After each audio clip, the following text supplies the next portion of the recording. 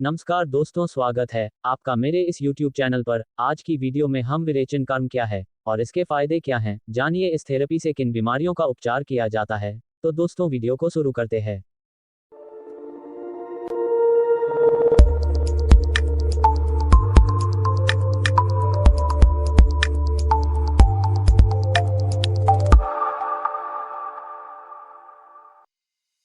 Virechana Karma benefits. विरेचन कर्म एक आयुर्वेदिक चिकित्सा पद्धति है जिसका प्रयोग अलग अलग बीमारियों के उपचार के लिए किया जाता है। आयुर्वेद शास्त्र में शरीर को स्वस्थ रखने के लिए प्राचीन काल में पंचकर्म कर्म चिकित्सा पंचकर्म थेरेपी की उत्पत्ति हुई थी, जिसे प्राचीन पंचकर्म चिकित्सा प्रणाली कहते हैं।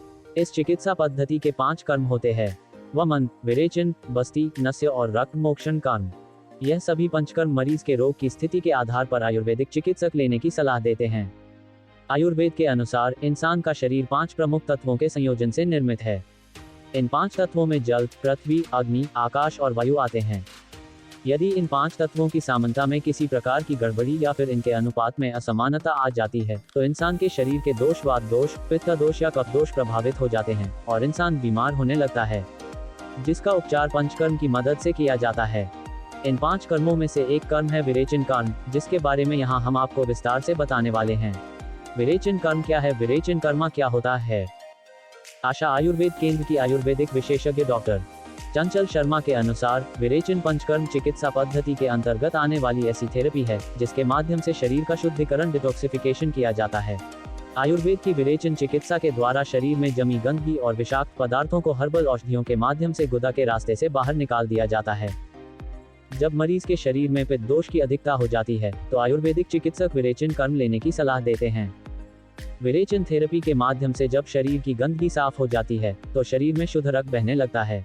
विरेचन चिकित्सा कर्म के प्रकार: 1. पूर्व कर्म। इस कर्म के अंतर्गत 3 या 5 दिन तक आयुर्वेदिक औषधि तेल या घी या फिर दोनों की मात्रा कम या बढ़ाकर गर्म पानी के साथ मरीज को दिया जाता है। इसे अभ्यंतर स्नेहन भी कहते हैं। इस कर्म से जठराग्नि और पेट की आंतों में मजबूती आती है और वह पुनः पूरी ताकत के साथ काम करने को तैयार हो जाती है। तेल और घी का पाचन होने के बाद मरीज को आयुर्वेद के मत के अनुसार लघु आहार, हल्का भोजन दिया जाता है। इसके बाद स्टीम भाप भी दिया जाता है। 2. प्रधान कर्म। विरेचन के प्रधान कर्म के अनुसार सुबह रोगी की तेल से मसाज करने के बाद विरेचन वेग की शुरुआत, अर्थात मरीज को दस्त शुरू होते हैं और इसी के माध्यम से शरीर के दोष संतुलित होना शुरू हो जाते हैं। 3. पश्चात कर्म संसेचन कर्म। पश्चात कर्म के अंतर्गत मरीज का विरेचन वेग समाप्त होने के बाद पतले आहार से शुरुआत की जाती है और फिर धीरे धीरे पाचन शक्ति के आधार पर ठोस आहार दिया जाता है। इसके बाद विरेचक औषधियों में अरंडी का तेल सेवन करने की सलाह चिकित्सक देते हैं। विरेचन थेरेपी किस प्रकार के रोगों का उपचार किया जाता है? यदि आपको लगातार सिरदर्द की समस्या बनी रहती है तो आप आयुर्वेदिक चिकित्सक से परामर्श लेकर विरेचन कर्म ले सकते हैं। भगंदर एक बहुत ही खतरनाक बीमारी है। ऐसे में यदि आप विरेचन कर्म लेते हैं तो आप भगंदर पाइल से छुटकारा पा सकते हैं। रक्त में पित्त की मात्रा अधिक बढ़ जाने से शरीर में रक्त विकार की समस्या हो जाती है। ऐसे में आप विरेचन चिकित्सा से रक्त विकारों को हमेशा के लिए जड़ से समाप्त कर सकते हैं। विरेचन कर्म के फायदे क्या क्या होते हैं? आयुर्वेद के अनुसार विरेचन कर्म बहुत सारे विकारों एवं बीमारियों में लाभकारी होता है।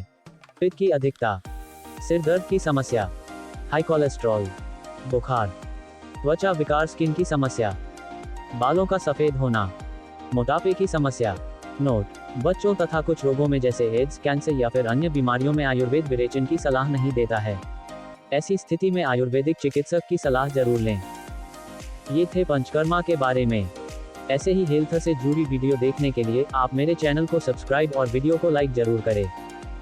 धन्यवाद।